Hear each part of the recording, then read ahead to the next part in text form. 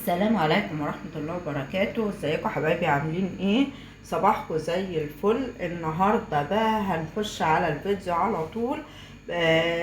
هعمل وجبة تنفع للفطار، للعشاء، ممكن للغدا السريع. لو انت بتنضفي ولا مستعجلة ولا وراكي اي مشوار، سهلة جدا تتعمل، اللي هي عجة البطاطس. احنا كلنا عارفين العجة العادية بتاعتنا بتاخد بيض كتير، ودلوقتي البيض بقى غالي، وبتاخد بصل كتير، والبصل برضو بقى غالي قوي.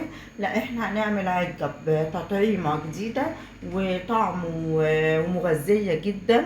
هتعجبكم وهتبقى زي العجة التانية، حلوة ومظبوطة وكل حاجة ومفيدة برضو، فيها بطاطس والمكونات اللي هقولها. احنا معانا عشان نخلص بقى العجة مع بعض بسرعة، عشان انا حاسة ان انتوا جوعتوا كده. يلا مع بعض. انا معايا 3 بطاطسيات كبار، مبشورين ومتصفيين وغسلاها. بس المهم تصفي البطاطس كويس عشان ما يبقاش فيه نشا ولا ميه. المكونات بسيطة قوي، كل بطاطساية عليها بيضاية. انا عاملة 3 بطاطسيات كبار، يبقى معايا 3 بيضات. الدقيق، كل بطاطساية عليها معلقة دقيق كبيرة، يبقوا دول 3 معالق دقيق. ومعايا مقدار من الزيت اللي هيطعم لي البطاطس ويخليهولي طعم حلو قوي. البصل، انا بشرب بصلتين وسط. ومعايا ميكس فلفل حامي على فلفل رومي اخضر، لو انت عندك الالوان برضو بيدي لها شكل وطعم حلو.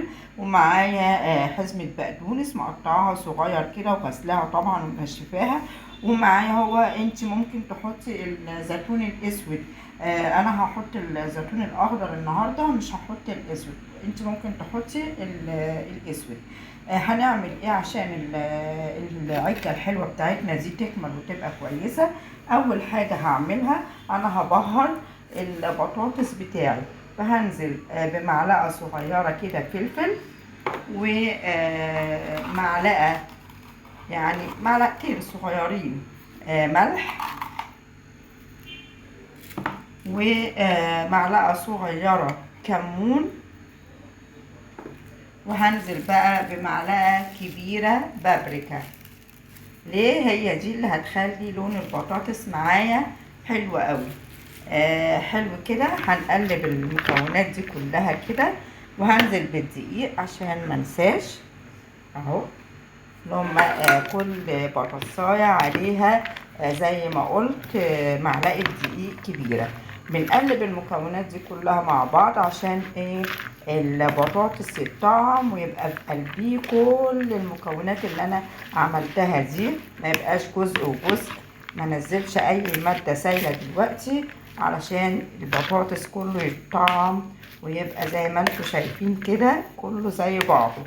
خلاص، قلبنا بقى البطاطس وطعمناه بالتتبيله الحلوه دي.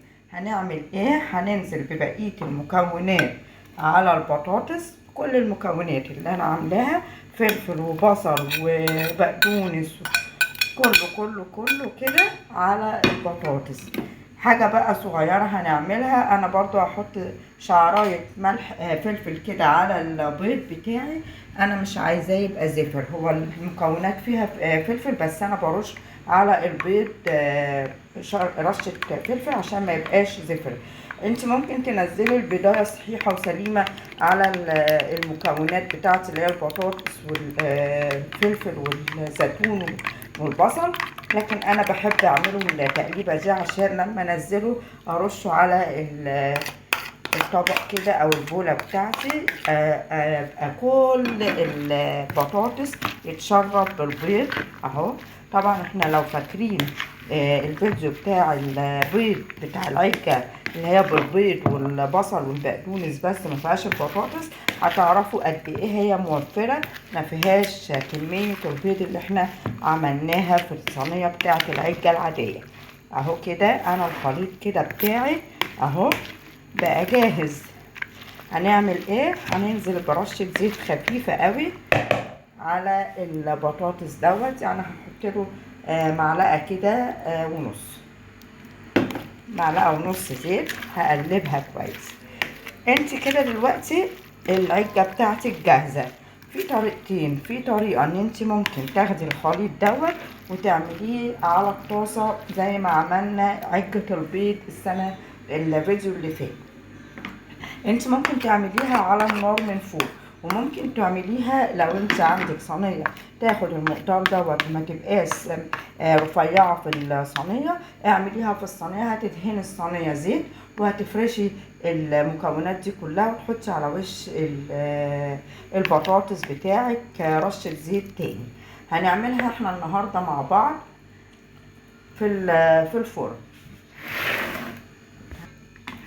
دي صينية انا دهناها زيت بس مش دهنة خفيفة، يعني مزودة الزيت شوية زي ما انتوا شايفين كده. وهنزل بقى بكل الخليط بتاعي في الصينية، واحاول اخلي الصينية كلها سوا واحد، ما تبقاش حتة ارفع من حتة ولا حتة اتخن من حتة.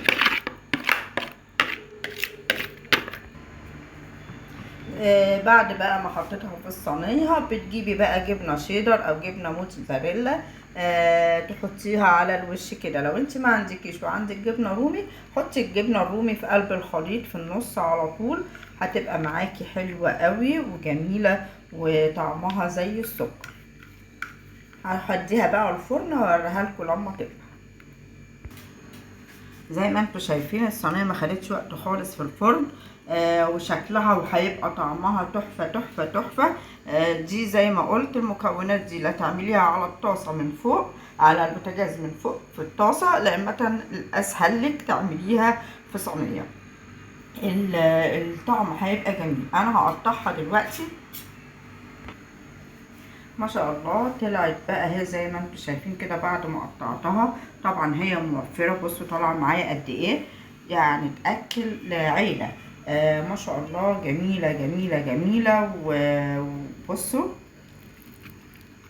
من تحت ومن فوق زي الفل، جميله جدا هتعجبكم وطعمها حلو ومغذيه، وهتعجب الاولاد الصغيرين كمان قوي. تعمليها في فطار، تعمليها في عشاء، تعمليها في غدا. حلوه حلوه حلوه وموفره، وما خدتش مني الا 3 بيضات عشان انا عامله 3 بطاطسيات. لو وصفه العجة بتاعه البطاطس النهارده عجبتكم، ما تنسونيش في اللايك والشير، واللي اول مره يشوفني يشترك ويفعل الجرس عشان توصلوا مني كل الاشعارات. قناه ملذة وطاب هتلاقوا فيها ألذ الاكلات واطيب الوصفات. سلام عليكم.